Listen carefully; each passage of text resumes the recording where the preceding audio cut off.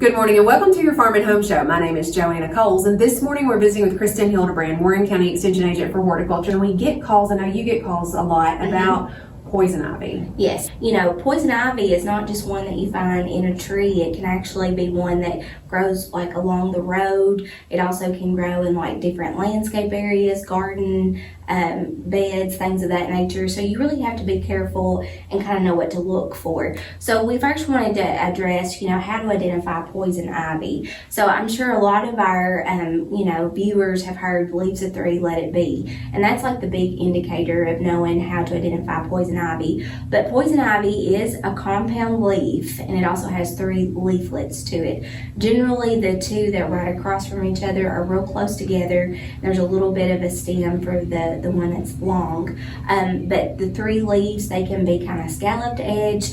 One, sometimes it can be smooth depending on where it is, like if it's juvenile or kind of in the middle to fully mature. So they can get really, really, all across the board. It can be at different stages. But the big thing, obviously, with poison ivy is the uretiol that's in it. It's an oil that's in all parts of the plant. It can be in the roots, it's in the leaves, it's in the stems.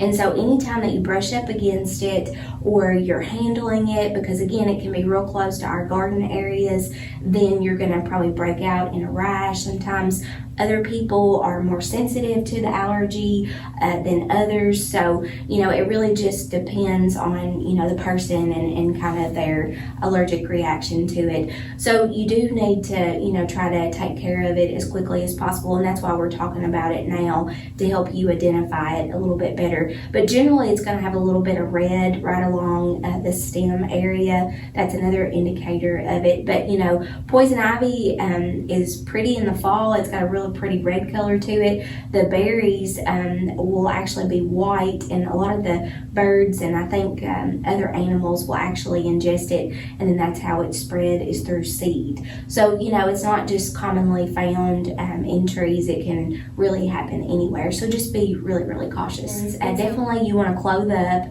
Make sure you wear like a long shirt like this, long pants. Make sure you've got closed-toed boots, things of that nature, and basically you want to have your hands covered. Obviously, I've read some other articles that they say not just wearing gloves, but they put some plastic gloves over top of it, because it can go into your clothing as well. So you just need, and it can last for years that way. So that's another way that you can remove it. But you can basically cut it by using some equipment like that, cut it at the base. And they said over time, by mowing it or cutting it and things like that, that'll help kind of keep it a little bit better. If it's growing up in a tree, it'll probably give you a little bit more challenges that way. There are some chemicals that are on, or pesticides that are out on the market to help you control it. I know tricloperyl's one.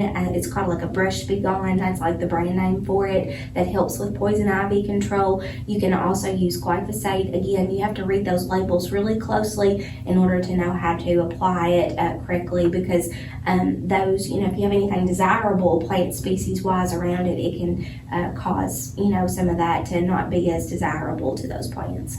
Absolutely, but it's probably better to go ahead and control that, especially if you have high sensitivity to it, because it does grow quickly. It does. It can grow, and like I said, I have some even in our landscape that was growing up in a tree, and I have a little girl, so you have to be really careful to kind of teach them not to touch it and things of that nature. And even if you have pets, they can also rub against it as well, and then it gets on their fur, and then it comes in because you're just petting the dog.